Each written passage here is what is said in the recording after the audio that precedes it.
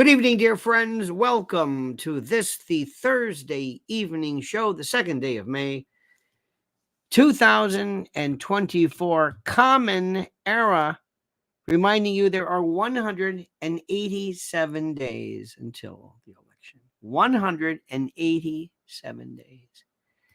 And my friends, you must be afraid right now because what you are seeing is so fascinating, so incredible. It's important to slow down.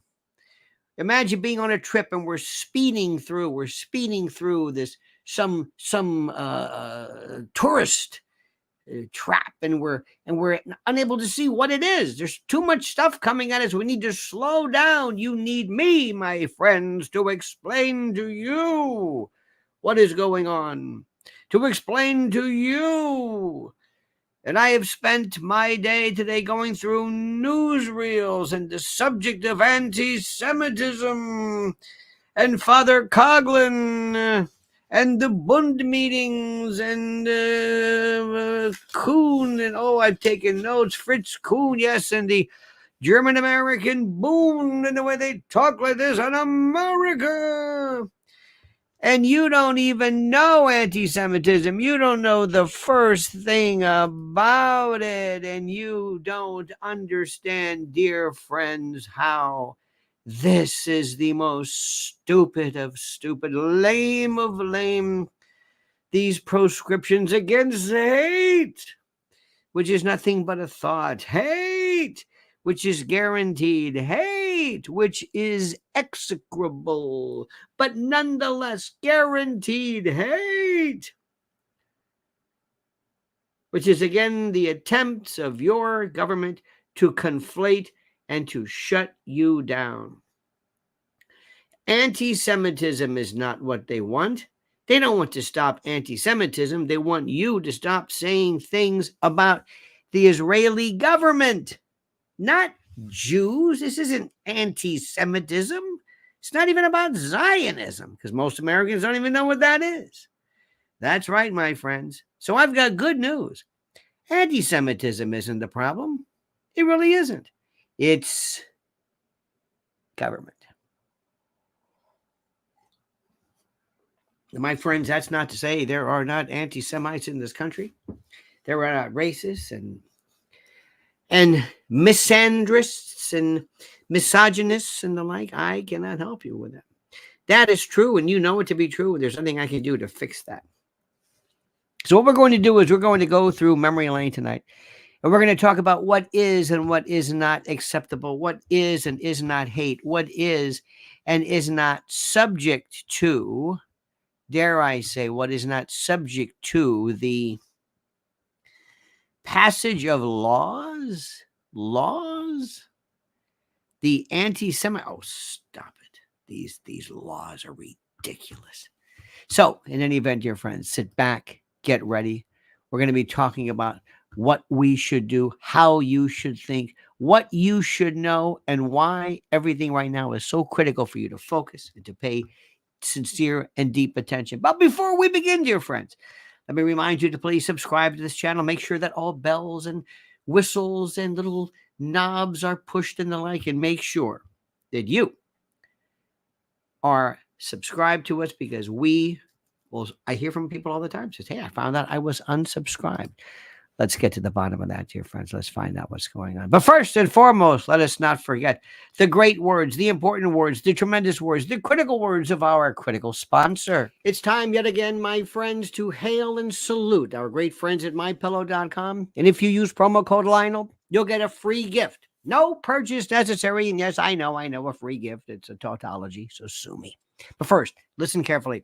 Check out their $25 extravaganzas. Premium My Pillows, Queen and King, My Pillow 2.0, My Pillow bed sheets, the lowest price ever. Sandals, slides, slippers, 6-piece towel sets, 4-pack dish towel sets. Simply and absolutely unbelievable.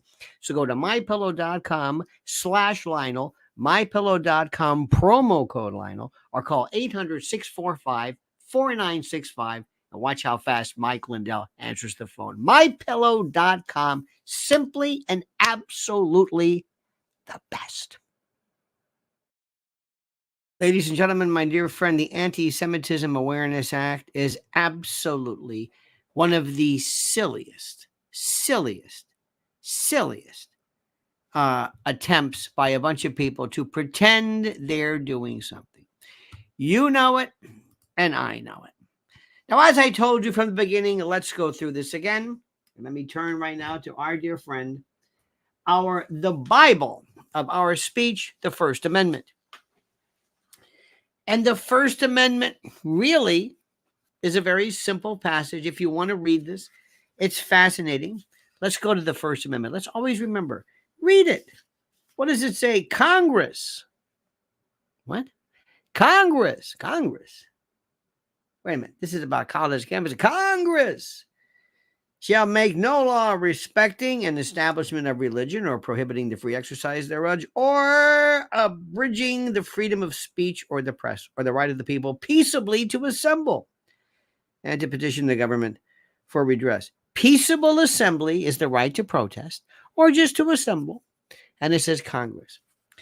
Through a series of court constructions called incorporation by reference, in the case Barron against Baltimore, in the privileges and immunities provision of the 14th Amendment, they have applied the prohibitions and proscriptions and provisions of the First Amendment. They've applied it to the states as well. So there you go. Do you understand that? Good.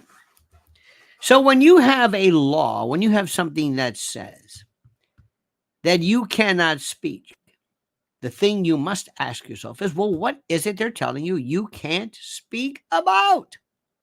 What is it?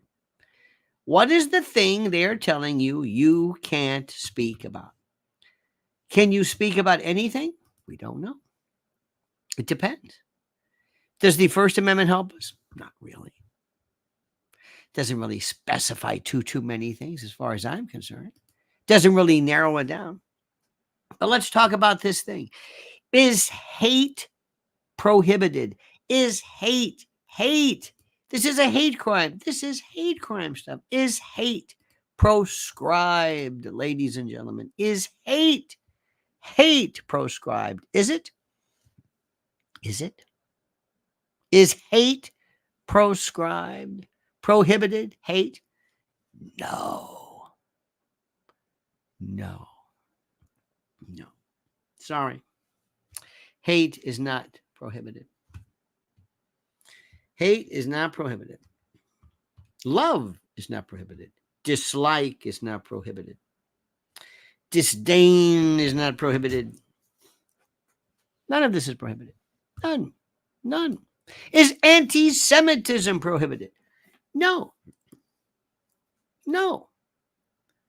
What do you mean? Well, what do you mean by anti-Semitism? What do you mean? Do you mean the thought, the idea, or the promulgation of such? Let's go back a little bit in time. I want to take you back to, and this is an incredible time, right around the 30s, 36, 30, when people were looking at Germany and wondering, what is this guy all about? What is this cuckoo, crazy guy with a chaplain? By the way, that's called a toothbrush mustache. Did you know that? It's true. It's called a toothbrush mustache. And they asked the question specifically of this toothbrush mustache. The question became, and I think it's very, very important, what is any prohibition that we should watch out about? And people at the time were saying, I think there's something wrong with this guy. Now, nobody knew who this was. Nobody. Remember, keep in mind, let's go back. 30s. Nobody understands. In the 20s. Oh, and before that, if you wanted hate in this country, look no further than the US of A, from Jim Crow to, oh my God, after the Civil War. You know that in the 20s, there were between 4 and 5 million members of the Klan. They thought nothing of it. I think Truman might have been a member of the Klan, for just theoretically. I think Hugo Black. I think It was not what you thought. It was solid America. They were Ku Klux, from the Greek kuklos, meaning a circle. A circle. These words is very similar. Kuklos. The term kike, the pejorative, is from.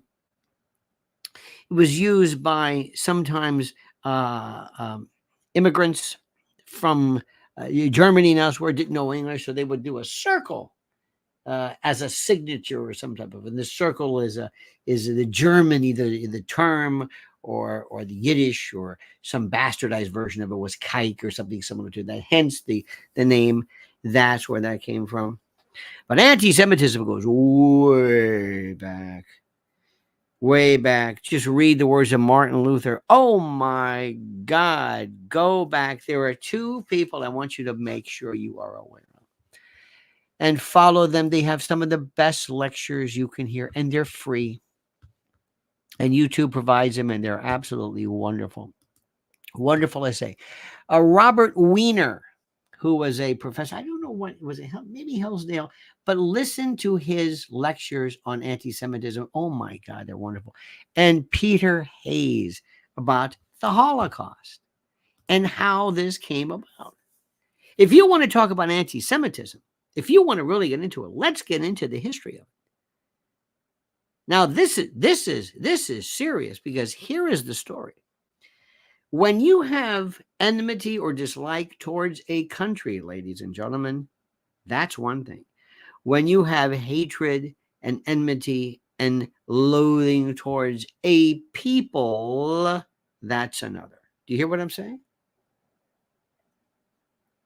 That is another. When you say Jews, irrespective of where they're from, irrespective their belief, their heredity, their genetics, their negative whatever it is, that's when I say, wow, wait a minute. When you start talking about black people, Negroid, Mongoloid, Caucasoid, when you talk about people by virtue of their membership, either in a race or in a religion or whatever, and you're saying, I don't care where they're from, they are less than me, I hate. Now we're talking. I still can't prohibit it, but I really start paying attention. When somebody says, we do not appreciate, nor do we condone or condign, or do we allow or should allow that which is happening to Gazans and Palestinians at the hand of the Israeli government, that is not anti-Semitism. They are saying that to stop you dead in your tracks so you'll shut up, because you are not directing it at a people, you are directing it at a government, a particular iteration of a particular government regarding a particular policy. You know that. I know that. Everybody knows it. That ain't anti-Semitism. Period. Let me say this again. You know it and I know it. They want to shut you up. And if that works, they're going to give it a shot. Hey, let's try the let's dust off the anti-Semitism thing. You think they'll buy it? I don't know. They do it with racism. That's racist. What? Hey, I think she's some DEI. That's racist. We've been through this trope before, these memes, these tropisms to shut you up. That's not racism. Yes, it is. It's not going to work. You've tried that. I don't think a man should be able to wrestle against you're a transphobe. Shut up. Nobody's buying that. That thing has mental fatigue. That whole concept. We're not buying it. That's not the problem. Now, I'm sure there are some folks who say, no, you don't understand. I just cannot stand the whole notion of Judaism, Jews. I've yet to meet one. I know they're there. And I know they're there. And I know there are people on campuses saying all kinds of stuff. We'll get to this. I don't know if they're legit. I don't know if they're agent provocateur, if they're Antifa-esque. I don't know. But should there be a law that says you can't say that? No. What? No. What?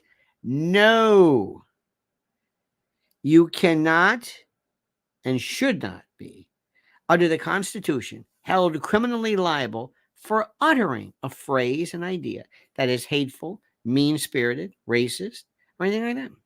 I think we know. I think we know this, and this may be I hope it's not a shock to you. It's the truth. This country. Let's go back. You want to talk about anti-Semitism? Look no further than Henry Ford, my friends. Did you ever read The International Jew, the book he put out from the Dearborn Press? Oh my God. Did you ever hear about what they thought about FDR? Oh, you think they hate Trump? You ain't seen nothing yet. They call the New Deal the Jew deal. I mean, this was really you got to hear this. Again, legal. And legal then. Nobody said you can't say it. This anti-Semitism is nothing compared to what it was before. The German-American Bund, this notion of the Christian-American Hess, had something called the Friends of New Germany. And they had these groups of people in Yorkville from like 79th to 90, whatever, between 3rd and the river. This was in the Upper East Side. Now it's very Tony, but it was a part of New York dedicated almost exclusively. It was like little Berlin, beer halls and German. They had on Long Island, they had basically Nazi camps. They had summer camps where kids would go out. And let me tell you something.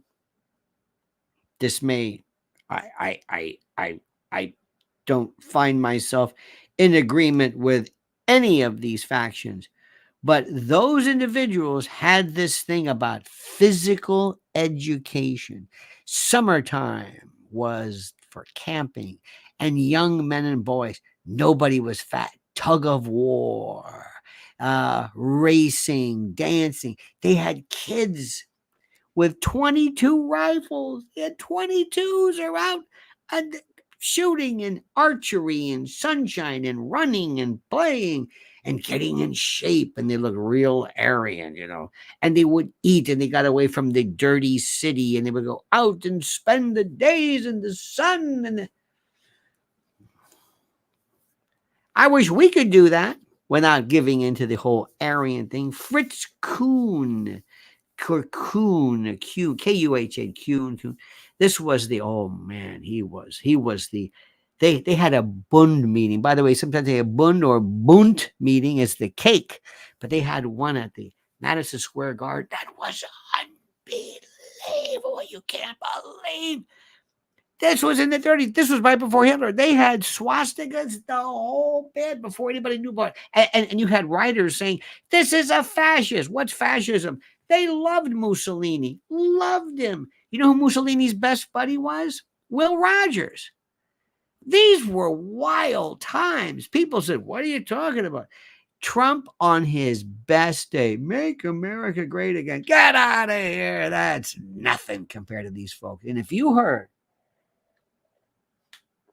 if I told you their message, absent the anti-Semitic flavor, you'd be hard-pressed to find. Many of you would agree with it.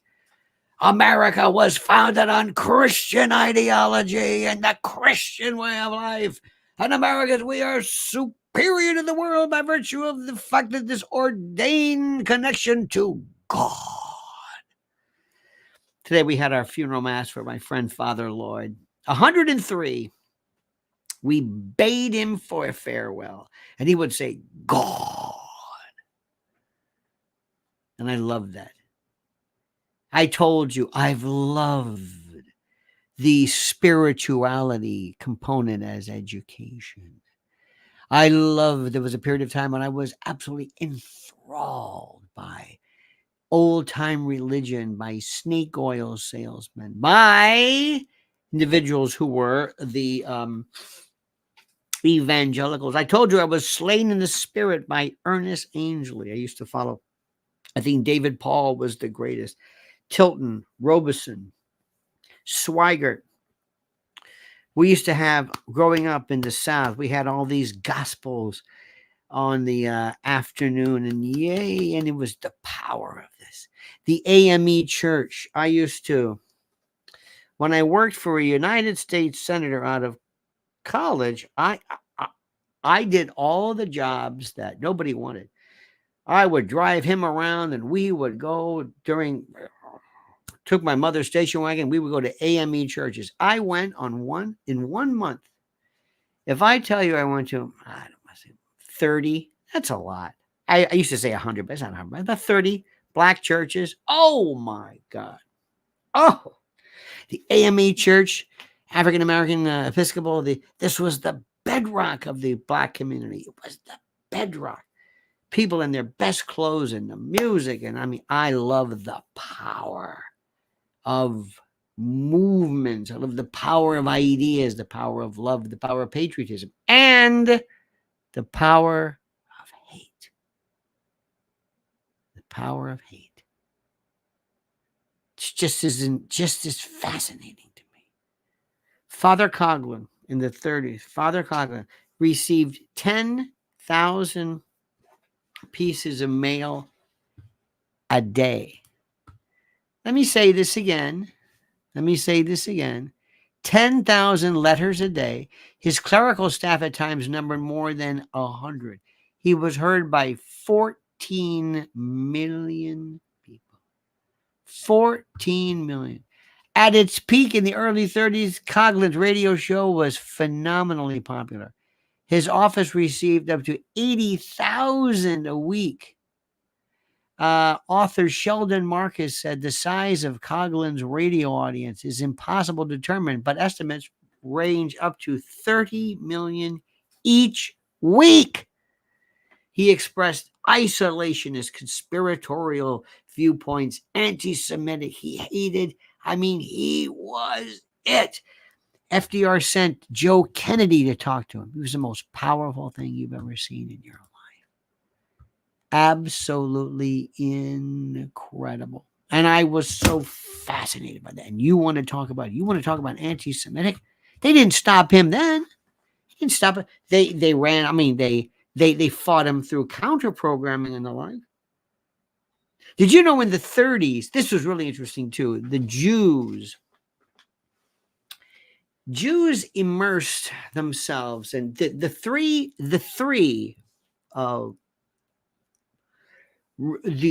abecedarian components of American organized crime. The three were Sicilian, Irish, and Jews initially. Three of them, what did they have in common? All three who were the victim of totalitarian regimes, all three who were subject to the subjugation by awful rogue and dictatorial and authoritarian and totalitarian regimes. The Irish were the British, the Sicilian conquered by everybody, and the Jews. Well, the Jews were the first ones to get out. They moved on to education, whatever. The Irish were next. They would get into politics and police and other things. Well, the Sicilians stayed right in there. They loved it.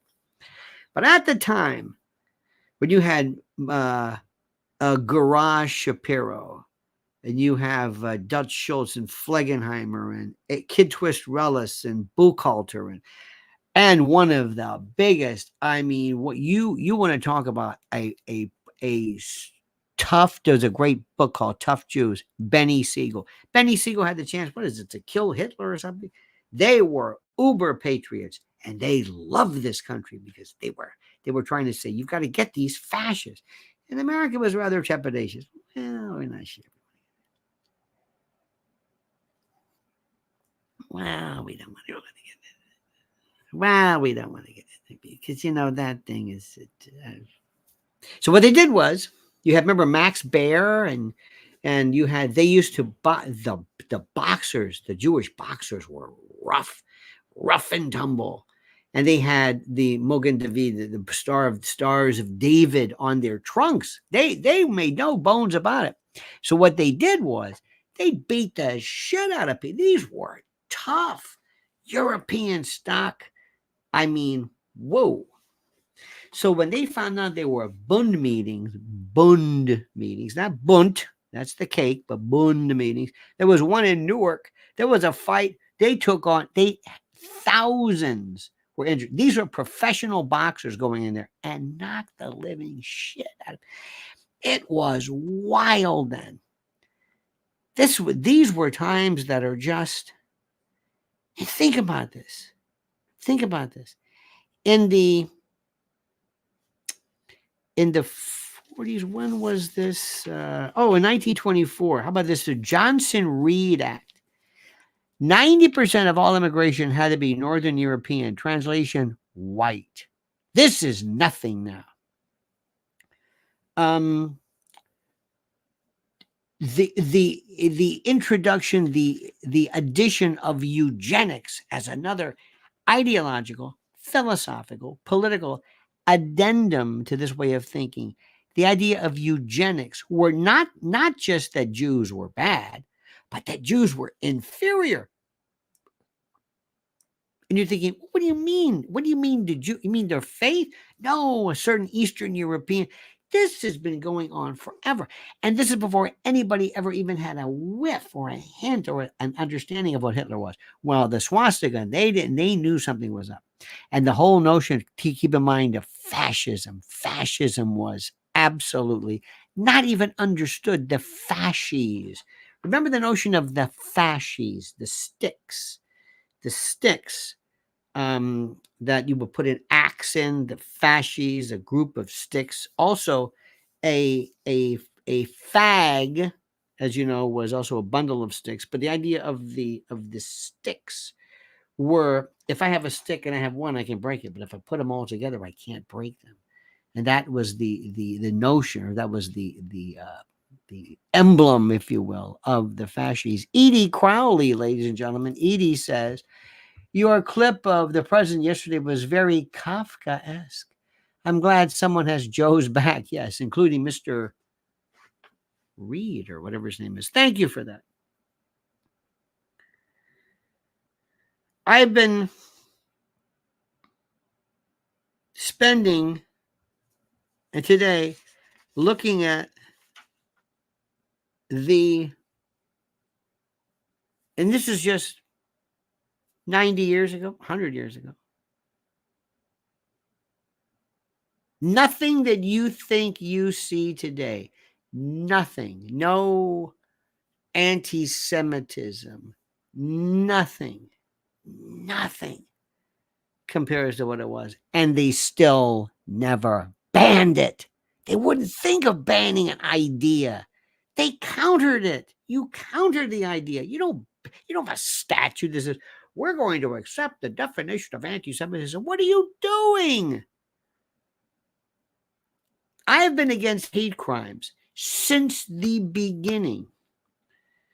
One time, I prosecuted a guy. I'll never forget. It was, there was two cases. Well, one was a form of, I forget, it was arson or something like that. And we hit him with a life felony. It was. I mean, nobody died, thank God. But I couldn't charge him with anything more. It's a life felony. And at the time, it was a gay man. He said, "I want you to prosecute this as a hate crime." And I said, "You don't understand. You don't understand. There is no hate crime. This is a hate crime aggravates. A hate crime is the chance for you to take a statute and elevate, aggravate, exacerbate, charge it with a greater degree by virtue of the fact that it is a whatever. It's that it's problematic or whatever. Okay, fine. But they didn't have this then. And I told him, I said, I'm charging you. I can't aggravate this other than the death penalty, and nobody died. but I want you to charge it as a hate crime. I said, you don't understand. This is before it really hit. So I told the judge at one point when we approached the bench, I said, I'm going to announce this as a hate crime. He said, what's a hate crime? I said, I have no idea. But this guy is driving me crazy. And I think it'd be a good idea if we just call this a hate crime. He said, okay. So I said, Your Honor, we are filing this as a hate crime. Okay. And he goes, you happy? I'm happy. I didn't know what the hell it meant. I didn't know what it meant. I'm taking something that is already cognizable at law, recognizable at law. It exists at law. Arson. And I'm aggravating it. I'm elevating it. I'm intensifying the degree of the criminality because you have decided to utter a phrase or an idea that is constitutionally protected. I'm aggravating a crime because you dared to think something we don't like. How in the name of God is that in any way considered constitutional? Tell you another example. But first, dear friends, it's time to listen to this critical word from this critical sponsor. It's no longer a question of if something catastrophic is coming, it's when. And while you still have control, still have time, what are you going to do about it now to prepare? Your first step is going to my website at preparedwithlionel.com. Preparedwithlionel.com. Your next step is stocking up on multiple 4-week emergency food kits from My Patriot Supply. And for a limited time, take $50 off a 4-week emergency food supply. My Patriot Supply is equipped to help you prepare. They've helped over 2 million families already. These 4-week kits with ready hour foods provide over 2,000 calories every day, 16 varieties, 25 years shelf life, breakfast, lunches, dinners, snacks, drinks, and they're sealed inside 2 31-pound rugged waterproof buckets, and they last up to 25 years in storage. Take advantage right now, my friend, and go to preparewithlionel.com. That's preparewithlionel.com. A while back, there was a man who was in a McDonald's. I believe it was a McDonald's in the Village. And he was referring to, I think he used the fag word or some derivative or variation of that, to yell at somebody as he was committing a crime. He was about to be charged with a hate crime. And he said, during the course of this, he said, officer, you're right. You got me. What I did was terrible. However, I am gay. That is a term that I use. Like the black folks sometimes will use the dread N word. I use the F word because in my community it's blah, blah, blah, blah. So when you heard me say that there was no animus, I said it. Now, is that a hate crime? I don't know. Next one. Court of Appeals case, New York.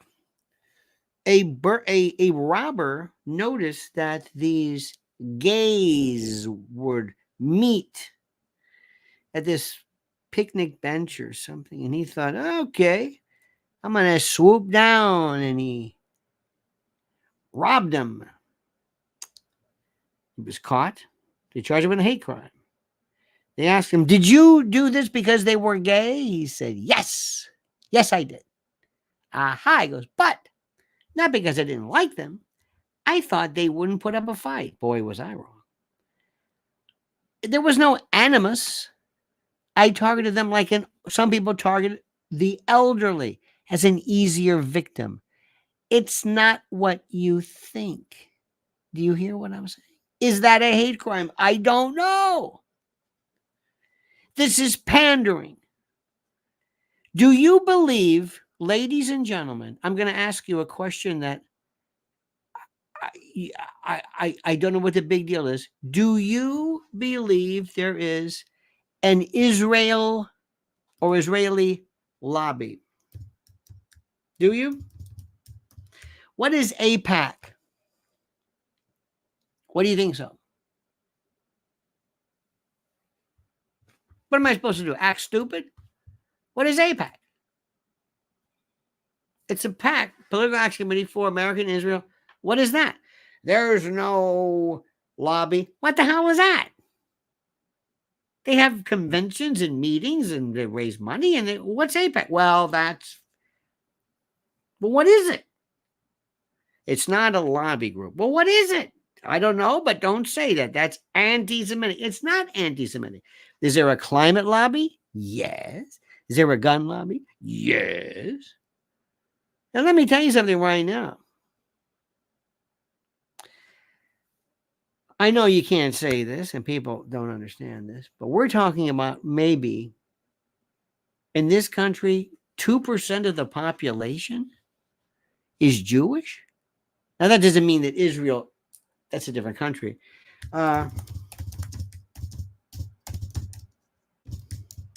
Think about this one. We're talking about, as of 2023, the world's Jewish population is estimated to be 15.7 million, which is around 0.2% of the world's population of 8 billion. Have you ever seen any group of people, you talk about a phoenix story, rising from the ashes to be this powerful, this organized, this immense, huge, and colossal? 0.2% of the population? Let me tell you something. Got that?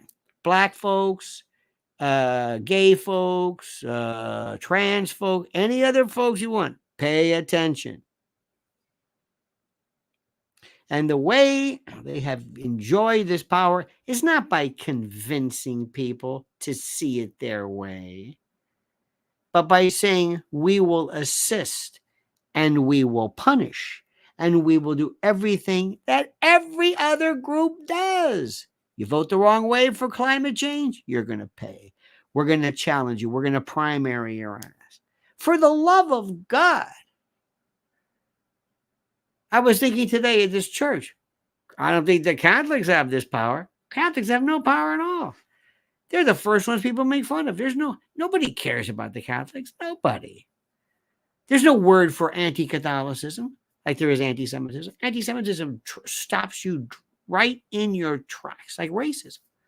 So let's stop pretending this stuff. There's no motivation of anything other than this is the truth.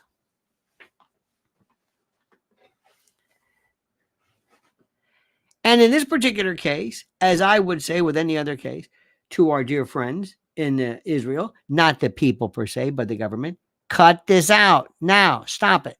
Stop it. This has got to stop. Have you read B'Tselem? Read the, oh my God. Death toll in Gaza. You ready for this one? Oh my God. As of May 2nd, 2024, at least 34,596 Palestinians have been killed and 77,816 wounded in Israeli attacks on Gaza since October the 7th. According to Relief Web, 38,000 of the dead were civilians, including 10,000 women and 15,780 as children. Thousands of bodies are still trapped under rubble, and thousands more are missing and presumed dead. Now, when you say this, they say, that's bullshit. You're just reading Hamas. No, we're not. Stop it. No, we're not. Stop it. Stop it. It's enough. It's over. It's done. This has nothing to do with anti-Semitism.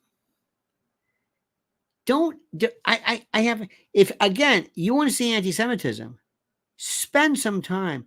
There is an American experience called, please watch this. It's called, let me give it to you. Oh my God, it's so good. Please watch this. It's called Nazi Town, USA. Unbelievable. I'm going to give you the link. This is American experience. your jaw will drop. This is the most, your jaw will drop. You won't be able to think this happened in our country. This happened. Holy God. This is nothing compared to this. Nothing that this is some campus, some idiot yells, it's wrong. Some Jewish kid singled out or roughed up or hurt or beaten or whatever, and thank God nobody's been killed. I don't think. This is nothing compared to this. Nothing. I don't want it to be like that. I don't want it to be like this in any way whatsoever. I've got friends of mine here, and I still do it. International friends. And they say, Zionism. I said, do me a favor. I said, don't bring up Zionism in this country. And I know some of you have a hard time with this. It's like Americans don't even understand what the hell that means. They have no idea what you're talking about. Well, the essence of this is Zionism. It's not Zionism. It's not that may work in Paris, in Tehran, in Algiers or someplace else. But Americans, that word never comes up. And you're never going to hear it on Fox News. Fox News isn't kindergarten. It's summer school for kindergarten. Okay? It's so base. Let me tell you another one too. I am finding that I am agreeing with not everything. Have you had this happen? Michael Moore. Oh, dear God. He was on with, who's that one, Caitlin, who always looks like she's so angry? She has she looks like, I am going to rip off your head. I'm going to stick it on a pole. She is the meanest looking. She's the one on CNN. Michael Moore made more sense. I could not believe what I'm saying. Abby Martin, Katie Halper, the greats, Max Blumenthal, Aaron Monte, Judge Napolitano, Colonel McGregor, Alistair Crook, Scott Ritter, and Piers Morgan demolished. And this guy, Destiny, have you seen? I don't know who this guy is. His idea is if I talk fast enough, maybe I'll sound like I know what the hell I'm talking about. Our dear friend Sparky weighs in with Donald Trump is Israel's only chance for survival. Another Biden team where they're unbridled and they'll dissolve into the surrounding countries. Sparky, it has been suggested that Donald Trump will basically replicate and rubber stamp whatever the particular version of American culture or the policy is. However, maybe a little bit more because Biden doesn't know. Sparky, there is no Biden. Biden doesn't know what he's doing. Biden doesn't know what he's doing or where he is. Biden doesn't know where he is. Biden, they want to keep him at home. They want to keep him at home. It's the most frightening. It's the saddest thing you've ever seen. You think I'm kidding? You think I'm kidding, right? You think I'm kidding? You want proof? Huh? This is this dude. I don't know what his name is. Reed or something. And he's at the White House and he's trying his best. And I want you to watch Joe Biden's face, Sparky. Edward, Arruda, Faye, Poop, Howie, everybody, Dennis, Cosgrove, pay attention. Now watch this. Watch. Biden has no clue where he is. He says nothing. Black-owned media outlets. I speak with over 6 million people every day. And we've been trying to catch up with you, and I've had talks with the vice president, but whenever you're out there, we want to talk to you. Because I feel like, I don't know, I got your back. I got your back. Look at this. President Biden. Dear God, do you see that? Do you hear what's happening? That's the president of the United States. What are you going to do about it? I think Trump's going to win. Don't tell anybody. I think Trump's going to win. I think Trump is going to, He's waiting. And I think they are so scared. I think they're going to do everything in their power to make sure, excuse me, they're going to make sure everything is done to bring in as many folks as possible, to try to permeate and perfuse and extravasate our people with as many folks as possible. And I was asking you, I will take in a heartbeat a family from Gaza, Palestinian family, over the vermin that we've got coming in. And I see this. I think, who was it? Josh Hawley says, well, I don't know if we want to have those Hamas families. I'll take Palestinians with families and a belief system and welcome them with open arms in a country that will take care of them and love them, when they will use their values and they will understand what freedom is about. And that's the thing which nobody understands. And the last time I checked, there wasn't any Palestinian fentanyl cartels. Let me ask you something. This is the part that I don't understand.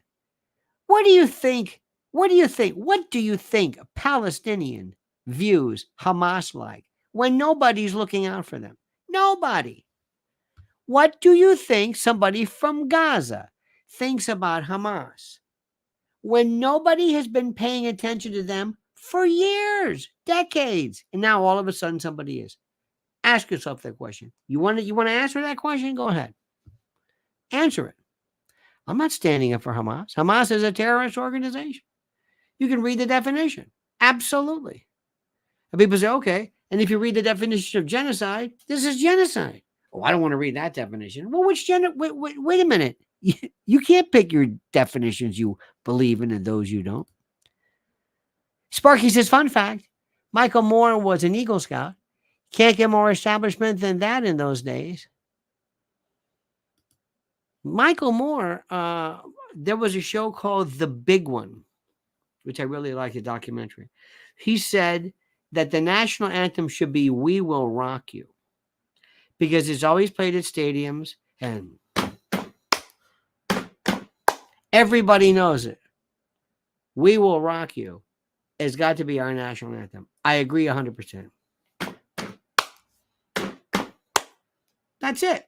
Come on. Brother, you have a man done a big box. All right. You got blood on your face, the big disgrace. Then out of the place. We will. All right. I think it makes sense. And he makes sense regarding that. You watch Katie Halper? Have you seen this guy, Michael Rappaport? Oh, dear God.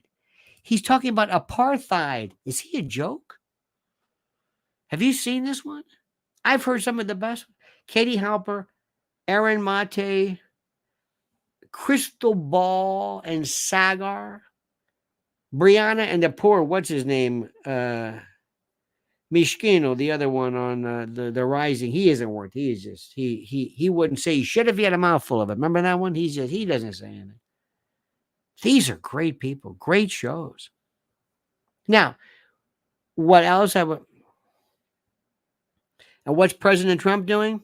I don't know. He's talking about Stinky Daniels and Michael Cohen. He's not paying attention to this stuff. He's not paying attention to this stuff at all. You see where the Vatican, those people, invited Gavin Newsom. What's Gavin Newsom doing? Hey, Gavin, what's doing? And by the way, you want to get really scared? Listen to this. This is the woman. This is the woman. She is the head of the, her name is, oh, dear God. Her name is Rebecca Weiner.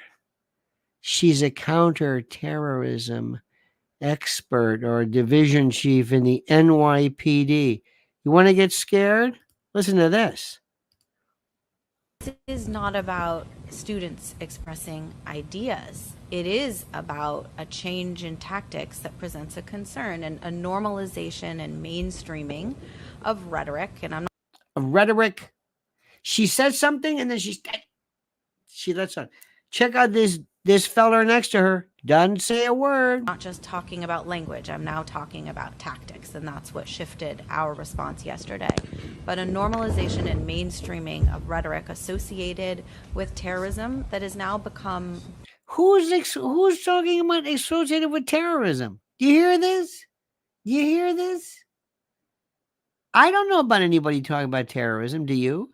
Why is she conflating being pro-Palestinian with pro-terrorism? Common on college campuses, right? You see people wearing headbands associated with foreign terrorist organizations. Now, I saw one Hamas.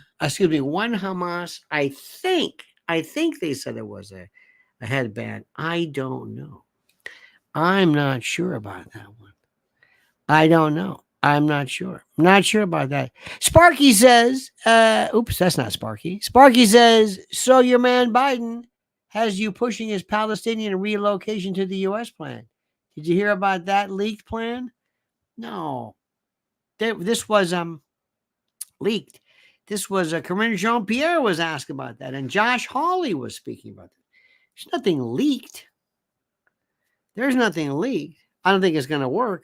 And the reason why, Sparky, is I don't think people are necessarily going to support that. But let me ask you, Sparky. Let me ask you flat out. If I could stop the southern border, seal it off, no more, and say if there's going to be anybody, this goes to suggest why would somebody from Gaza want to come here? But if they don't have anything, maybe, who knows? But Sparky, I ask you this question. Would you have Palestinians here in this country? If I could switch, if I could say we've had enough. I don't know who these people are. I don't know where they're coming. I have no idea. These men from Venezuela with unaccompanied children, I don't know anything about them. How many here would say, I know you're going to say neither. Okay, but you've got to pick one. You've got to pick one. And maybe the reason why they're not too crazy is if you're going to pick somebody from Gaza, do you think they would vote Democrat or Republican? What do you think? What do you think? Who would best exemplify their ideology? Whom do you think? Sparky says, all the Palestinians I've known over the years were great people with great families. For what it's worth, the highest concentrations of PhDs in the world are in Gaza. I would not be surprised. There are many. There is, well, listen. First and foremost, I don't want to sound like the ugly American in reverse, sort of, but there's a lot of folks who I think I like. Well, I should say like. There's a lot of people whom I admire from various foreign countries in terms of work ethic, educational importance, family structure, and the like. That I believe in. And I have absolutely many people. I don't want to get into who's better, who's not. All I'm saying is, have you heard about any kind of Palestinian fentanyl group? I haven't. Now, let me ask you a question. And I asked somebody the other day, and they said, hey, you're right. Have you seen any African Americans or trans folks, I don't know if you can even tell, protesting in the group? Yes or no?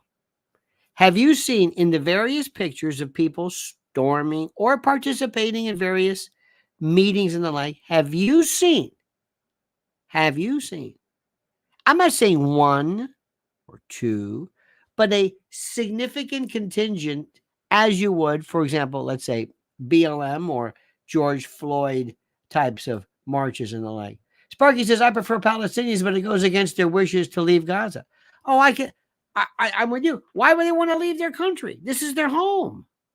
No, I understand that. No, believe me, I'm with you 100% on that. Why is this not? Where are the where's Hollywood? Anybody? Look at that Lizzie Solak. God bless her. Look at that smiling Punim. Look at that Punim. Look at that. Need 9,000 likes. You better believe it, my friends. Where?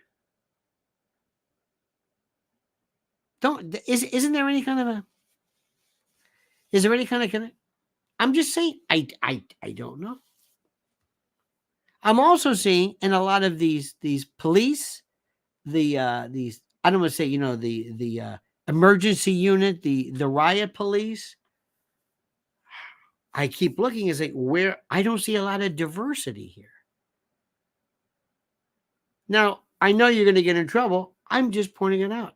Maybe you're seeing it. Hollywood hasn't said anything about this. Hollywood hasn't said anything. Nothing. They're just not even. Even they know this isn't a good one. This is not merely a question of anti-Semitism versus whatever. These are fascinating times, dear friends. Fascinating times. Do you understand me? Do you recognize this? Please do. Please spend some time looking and reading and watching what's happening. Please recognize what's happening in this world. Please understand tonight's subject: banning hate, hateful people, hateful things, hate in general, hate stuff that we hate. We're falling into this hook, line, and stinker to pass these ridiculous laws. Ladies and gentlemen, I thank you. You are just wonderful. You know that? Wonderful.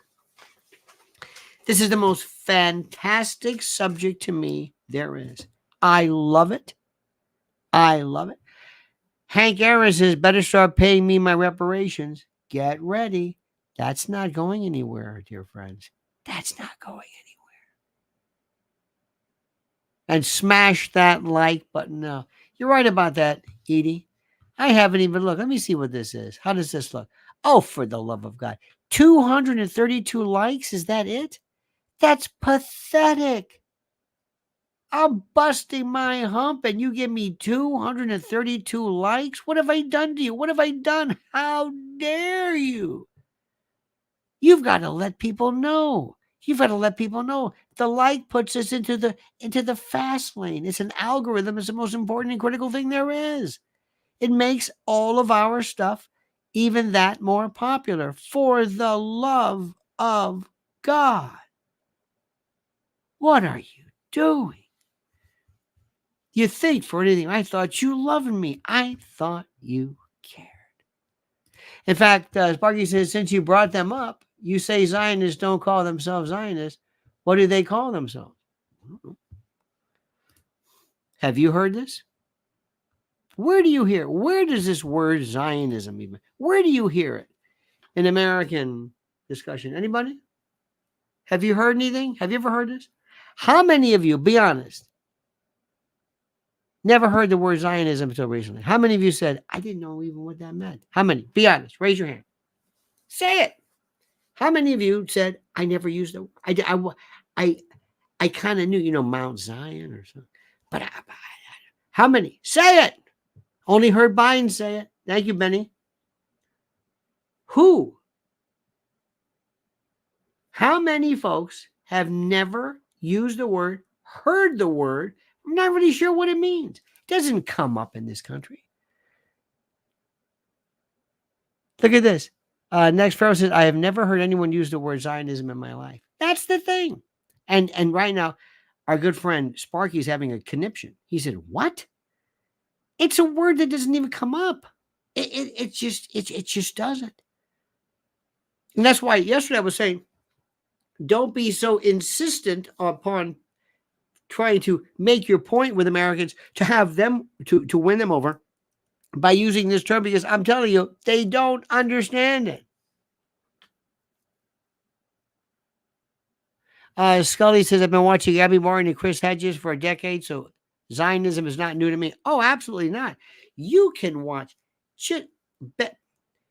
Watch, I think, I think probably the two best for Israel. Well, let me rephrase it. For what's going on is Max Blumenthal and Aaron Mate for Israel, but for also Ukraine, because we've forgotten all about Ukraine. Sparky says, I hear it from Jews. Well, I don't.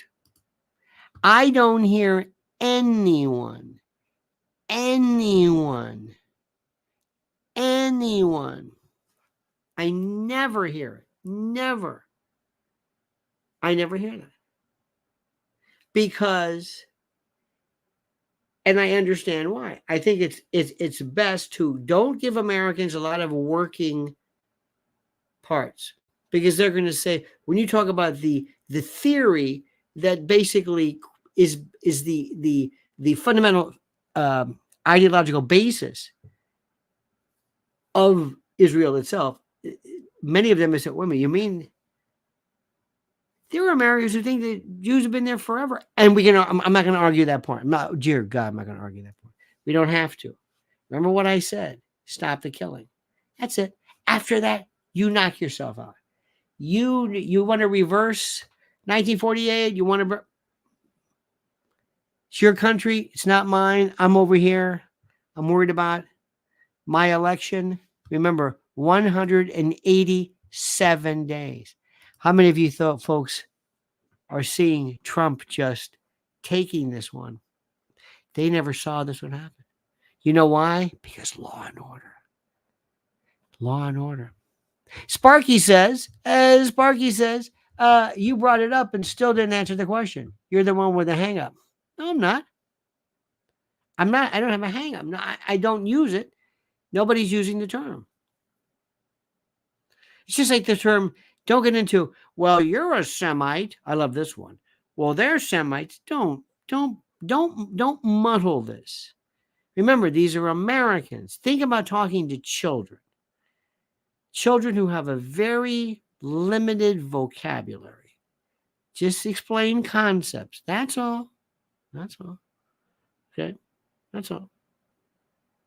That's like during the time of Hitler explaining the Treaty of Versailles and Lieberstrom and all this other. Say no, don't complicate it.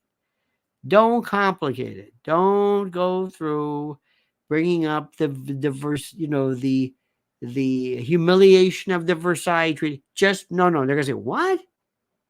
That's important. The Versailles Treaty. Don't bring it up. Why? It's just because you're complicating it. Well, I think they should know that. Why? Because I know it. And that's what we talk about in European. Well, they don't talk about it here. Don't bring it up. It's just not going to. Why? When you are selling a product, you always want to make sure you leave them with a very simple concept. Sparky says, but isn't your audience more sophisticated than Americans in general? I'm not talking about my audience. You do know that you are not what I'm talking about. You do know that, right? You do know that. You do know that you are not the people I'm trying to win over. You know that, right? Please tell me you know that. Please know that you are not the people that I am concerned about. You are not the people. You are not the people that are the dumb people that I fear. You know that. I know you know that. I recognize. I know you know that. Okay? I got people still. I'm trying to explain to them that hush money is not against the law. I'm still trying to explain that. And I'm going to hit them with Zionism? No. Don't complicate this. Remember, the American voter is median age is 55, not college educated. So, not that they're stupid, but keep it simple. That's all. That's all. All right, dear friends, you have been immane. I love that word. Huge. Sparky, thank you, dear friend. You're it. You are it. You are it. And Edie Crowley, thank you, dear heart. Thank you, thank you, thank you. Oh, one last thing. Have you seen this guy they drag out? Have I missed a story with Destiny? I don't know. I just saw him one time with Lex Friedman. I think it was Benny. Was it Benny Morris? Lex Friedman. Finkelstein, and he's very good, very calm. The other, and I didn't understand who this Destiny is. Like, why is he? I mean, good for him, but what? Where did this come from? Why does he speak like this? I'm convinced. I think he really thinks if you don't have a lot to say, just speak very, very fast and interrupt people. Oh, Lex Friedman is going to the Amazon. Good. I love that. The Amazon, I don't remember his name, but it was talking about the tribes, and I love those stories.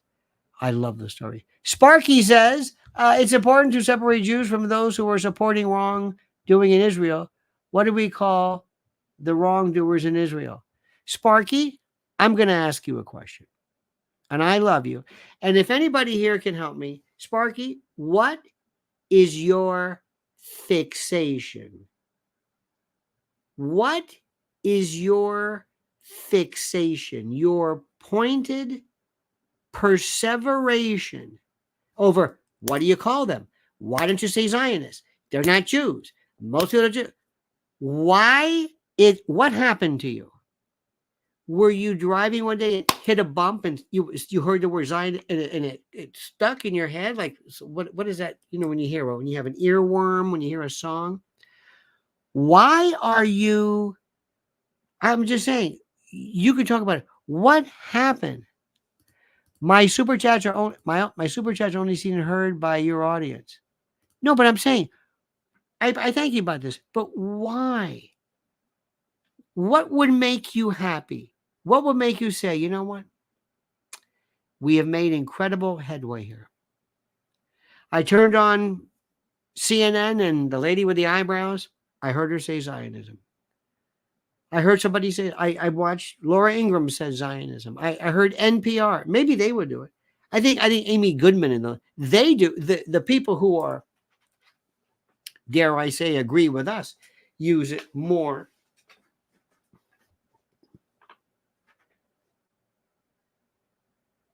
But I don't understand it.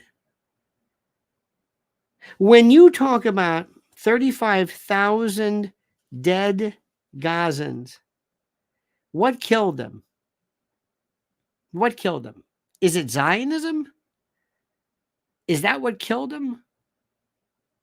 Does Zionism necessarily involve murdering people or the destruction of a people or whatever you want to call it? Could it ever exist anywhere peacefully? Is there something inherently, absolutely, positively, by its very nature, antithetical to common sense? Is it per se inhumane? Is that what we're saying? Could it exist nowhere? Is this iteration of the Palestinian, the Israeli government and Bibi, is this Zionism in action? That's really the question. Is that it? If I could say, okay, we're going to stop, we're going to eliminate Zion. I think it's a little bit moot at this particular point because since Israel is there, but I'm curious because I'm always trying to think about, okay, let me try asking you this question. When people said, look at this, when you see rubble, when you see a child pulled out, when you see a parent grieving, what is it that goes through your mind? Do you say, that's the IDF, that's Israel, that's Netanyahu, or that's Zionism? What is it that you see this as? That's interesting. I think that's the question. What is the cause? 35,000, let's say, were killed because of blank. That's the issue. You know what? We'll talk about that next time. But do not try this around the dinner table. Do not talk to your neighbor in the front porch because he will not know what the hell you're talking about. I'm telling you, you won't know. But it's a fascinating. You know what? We might pick that up tomorrow. Remember, friends, free speech. Free speech. Don't let anybody legislate that away. Have a great and a glorious day. Don't forget to follow Mrs. L at Lynn's Warriors. And until tomorrow, dear friends, at 8 a.m. Remember these words, a monkey's dead. The show's over. Sue you. Dad.